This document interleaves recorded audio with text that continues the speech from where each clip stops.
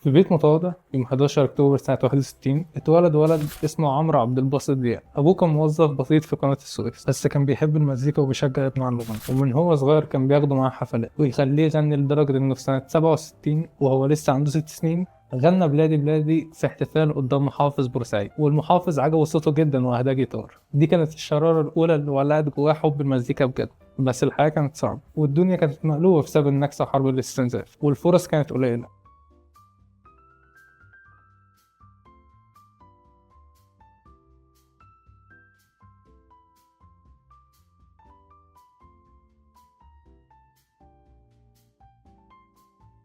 عمرو ما كانش زي اي فنان وخلاص، ده كان بتاع دراسه وخد بكالوريوس في المزيكا العربيه سنه 83، ودي حاجه نادره جدا بين المطربين وقتها. وحتى الان مش من السهل انك تلاقي مغني دارس في المجال عندك زي المغنيين بتوع اليومين دول. تخيل كان بيسيب بورسعيد ويجي القاهره عشان يحقق حلمه، لدرجه انه كان بيوصل بيه الحال انه ينام في عربيه نقل آلات المزيكا بعد الحفلات الصغيره في شارع العرب. ده كان كفاح بجد وحلم يستاهل التعب. لما بدأ يغني اتعرض لموجات انتقاد شرسه، ناس كتير قالوا عليه ان هو بيخرب الاغنيه العربيه وانه بيستخدم ايقاعات غربيه وبيلبس جينز، لدرجه ان عمالقه زي محمد وهاب في التسعينات وصف اغانيه ان هي ما تنفعش غير للكباريه. بس عمرو دياب رد بهدوء وقال وجهه نظر، بس كلام عبد الوهاب ده كان دافع ليه ان هو يثبت نفسه ويقدم مزيكا فيها تراث مع الحداثه، وده اللي عمله في البوم نور العين بعد كده. وفي لقاء مع مفيد فوزي الهضبه اتعرض لهجوم عنيف جدا، والمفيد فوزي كان عايز يقربه من اللقاء ده ان هو يقول تصريح عنيف ضد اي مغني تاني. ليه الاستاذ عبد الوهاب قال انه معظم اغانيكم لا تصلح الا في الانديه الليليه؟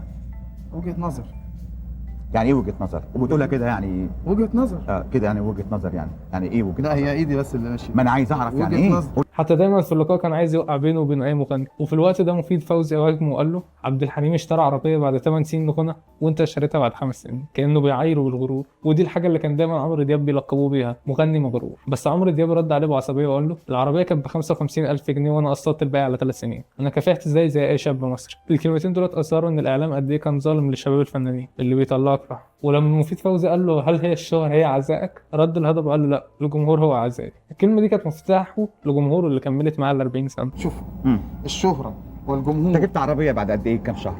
بعد كام شهر؟ من بعد شغلك. 5 سنين معاناة. بعد 5 سنين بعد معاناة؟ 5 سنين ما كنتش لاقي حد يقويني في بيته. انا بورسعيدي عايش في بورسعيد، اساسا شرقاوي. بس يعني أنا اول عربيه جبتها كانت امتى؟ اول عربية جبتها من 4 سنين، من 3 سنين. كنت بدات تغني كام سنه؟ كنت بدأت اغني 3 سنين. استاذ عبد الحليم حافظ اول سياره في حياته سكند هاند بعد 8 سنوات من غناء. انا هقول لك بقى، انا كنت جايب العربيه دهيا. العربيه دي كانت ب 55,000 جنيه وجايبها ب 10,000 جنيه وقسطت. قعدت 3 سنين ادفع اقساط لما طلع عين اللي خلفوني علشان اركب عربيه، لان انا امنيه حياتي مش ان انا مطرب، ولا امنيه اي شاب انه يركب عربيه.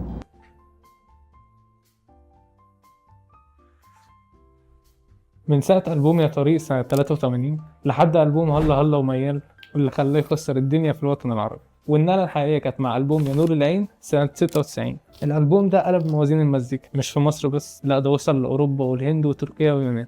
ليه نور العين عمل كده؟ عشان كان ميكس بين اللحن الشرقي الأصيل والإيقاعات الغربية الجديدة. هو كده اخترع نوع مزيكا لأول مرة كان اسمه المزيكا المتوسطية، اللي عملت ميكس بين الإيقاعات الشرقية والآلات الغربية زي الجيتار والكهرباء. وده اللي خلاه أول مغني عربي يكسب جايزة وورلد ميوزك أورد كأكتر فنان عربي اتباعت ألبوماته في الشرق الأوسط، ودي اللي خلته أكتر مغني عربي بيكسب الجايزة دي. وغير إن هو كان سبب طفرة جديدة، عمرو ما كانش بيقف، كان بيقف، كان دايما بيطور من نفسه، بيعمل أغاني جديدة وبيجرب أشكال مزيكا مختلفة دايما. ده غير انه لحن اكتر من 80 اغنيه لنفسه، ودي مفيش مطرب في تاريخ العرب قدر يعملها قبل كده. لما فشل في السينما بعد ايس كريم في جليم اتعرض لانتقادات كتير، ومنهم نقاد خرجوا قالوا عمرو دياب ده مش اكتر من مغني، عمرو دياب يا ريت ما يمثلش تاني. ساعتها رد عليهم وقال انا مغني اولا وده شغفي الحقيقي. بعد كده اثبت ان الكليبات السينمائيه ممكن تكون اقوى من الافلام كمان. كان فاهم ان النجاح مش محطه بتقف عندها، لا دي رحله لازم تفضل تجري فيها. كان دايما بيقول انا هبتدي من جديد كانه لسه في بداياته، ودايما فاكر ابوه وامه واصوله الريفيه. وعمره ما رد على الانتقادات بالكلام، كان بيرد عليهم بالاعمال اللي بتكسر الدنيا زي البوم كمل كلامك مثلا.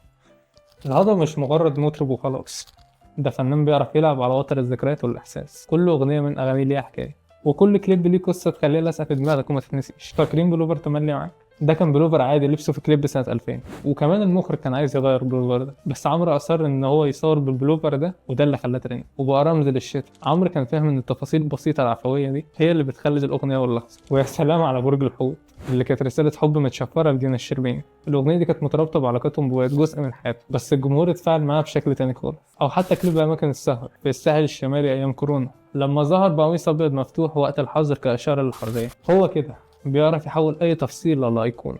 باختصار عمرو دياب بيعرف يربط الصوت بالصورة بالزمن. عشان كده أغانيه مش مجرد مزيكا، دي كبسولات زمنية بتفكرك بذكريات وأحاسيس معينة وبتفضل عايشة جواك.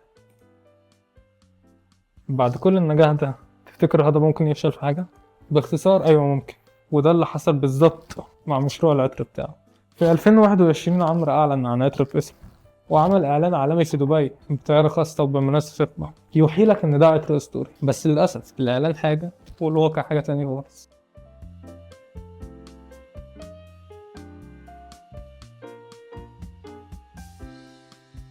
أول ما البرفان نزل الناس اتصدمت. كان في 3 مشاكل قاتلة. أولا الجودة ما كانتش أحسن حاجة، الناس قالت عليها شبه بادز بلاش رخيص، ريحتها خفيفة جدا ممكن تروح بعد أقل من ساعة. ثانيا التغليف كان أسوأ ما يمكن. علبة البرفان كان شكلها حلو في الصور، بس في الحقيقة تحسها شكلها رخيص، مش دي اللي أدفع فيها السعر ده. والبامب أو البخاخ بتاعها كان مليان مشاكل. ناس كتير كانت تشتري الازازه تيجي تبخ تلاقي الازازه ما تبخش، تيجي تكلم خدمه العملاء بعد البيع ما كانتش موجوده اساسا. وزي ما قلت لك ان خدمه العملاء كانت كارثه. الناس مش بس كانت بتشتكي ان الازاز بايظه وان البامب مش شغال، الناس كانت بتشتكي من تاخر الشحنات. بس اكبر صدمه كانت في السعر.